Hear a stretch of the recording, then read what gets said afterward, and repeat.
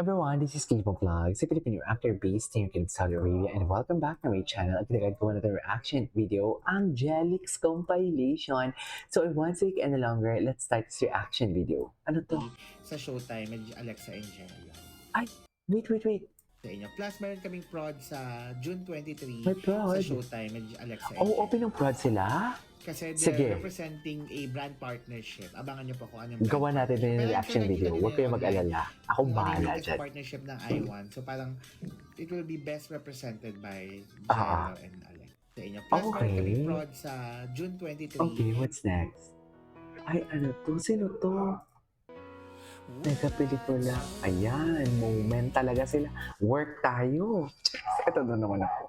Mainit na naman ang ulo ko to think na may sakit pa ako ng konti ngayon, ha? Sa totoo lang, may nararamdaman ako kasi kulang ako sa sleep, kulang ako sa rest. Kasi kahapon, buong araw kaming gumala sa Bahrain. So, masakit ang ulo ko. Oh, ayan na naman tayo. Sinasabi ko, pinapainit nila ang ulo ko. Ayoko ng ganito. Charis. Pero kasi we cannot deny the fact din na bagay talaga sila. Di ba? We cannot deny the fact talaga eh. Di ba? Kasi yung mga titigan talaga nila, ay putang ina-assist. Charis! May pahawak-hawak talaga. Alam mo, pag ang lalaki, hinayaan ka ng i-touch ang buhok mo for today's video, malala na yan, ma'am. Oo, kasi kami mga lalaki, kahit somehow, kahit paano lalaki pa din naman kami, ha. Ayaw na ayaw namin. Kasi yung buhok namin, nakaset yan palagi. Sa mga lalaki. Nakaset yan palagi. Bihira lang sa mga lalaki yung hindi nakaset ang buhok. Ang mga lalaki talaga nakaset yan. Naka-hairspray talaga yan for today's video. So, what do you call this? Bihira na yan magpa-touch ng buhok. Pero once na hinayaan ka ng lalaki na i-touch ang buhok mo or kahit man lang ang mukha niya, may tiwala siya sa'yo. Wow! Hindi totoo. Walang eme. Walang eme. Sa totoo lang, walang eme talaga. Once na ang lalaki hinayaan ng isang babae na i-touch ang buhok niya or ang mukha niya, kasi pag tinouch mo kasi ang mukha ng isang lalaki, ibig sabihin, binibaby mo na siya. Totoo yan. Hindi ako promise. Pero sana man lang, di ba?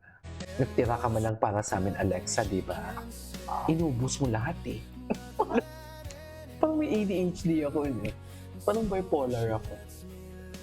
Actually, feeling ko din.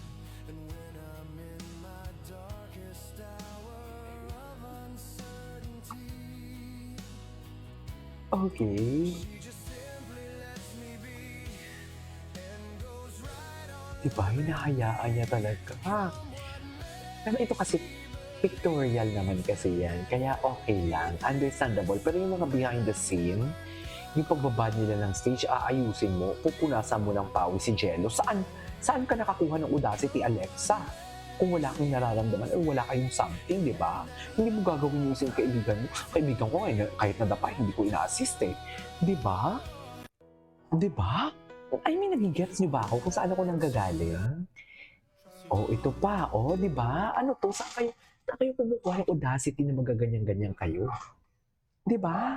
O ikayo ha, kung may kaibigan kayong nadapa, kung kaibigan nyo lang, wala kayong nararamdamang any libog sa katawan. Hindi naman libog. I mean, wala kayong any killing na nararamdaman sa kaibigan niyo. Di ba kung madapa siya, tatawanan pa nga natin, di ba? Eh bakit ito, o di ba? Ito, pawis lang to eh. Bakit papahiran mo ang pawis ni Jello kung wala kayong special something? Diba, may kasi lahat ng nangyayari kay Jello at lahat ng nangyayari kay Alexa, malaking bagay man yan o maliit na bagay, nagmamatter because they care for each other. Diba? Sige, KJ, ipilit mo yan. Oo, ipipilit ko talaga to kasi nakikita naman natin, diba? Diba? Gets ba ako?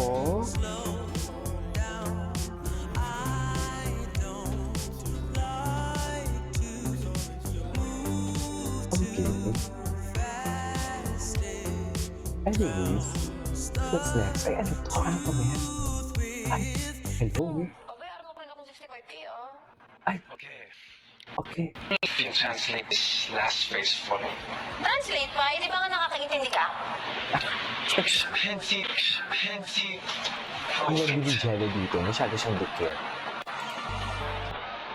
Mahal lang Masyado kita. siyang dikit. Mahal din kita.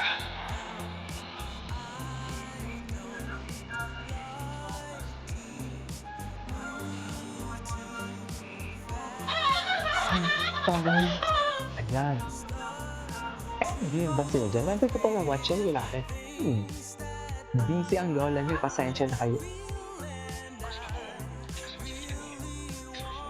Ayo, takot talaga. Ang takot talaga si Jello, I swear. Ang galing pala ni Jello talaga arte mo. Si Alexa, subok na to na magaling eh. Ayun lang. Don't tell me, nag-kiss sila dyan, putang eh. Sorry, nagmumura ako. Ay, putang eh. Ay, hala, gago, nag-kiss sila. Okay, go.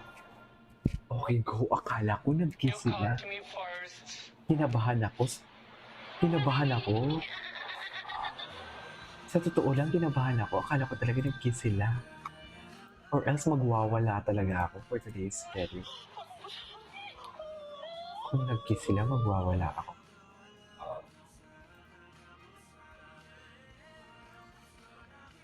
So, nagmamahalan talaga sila. Chaps! Chaps! Ganon ba yun? So, nagmamahalan talaga sila for today's video. Ay, nagmamahalan talaga sila. Oh, i-deny pa ba natin yan, ma'am? I-deny pa ba natin yan? Oh, edi wow, ano to? Ay, yung mga photos nila.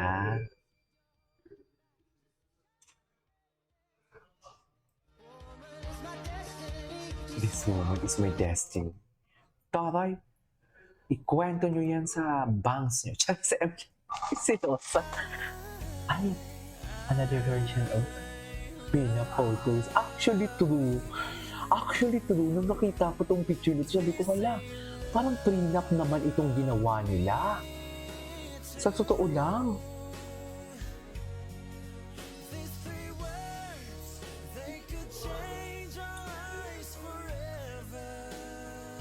Parang prenup naman ang ginawa nila.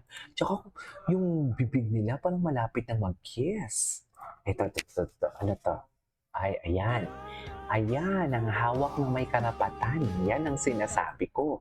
Mem, tingnan mo naman the way hawakan ni Jello ang bewang ni Alexa Ilacad for today's video. So, saan tayo dalahin yan? Diba? Anyways, that is all for today's video. This is Kiki Vlogs and see you on my next vlog. May isa pa tayong Jellex, huwag kayo mag-alala.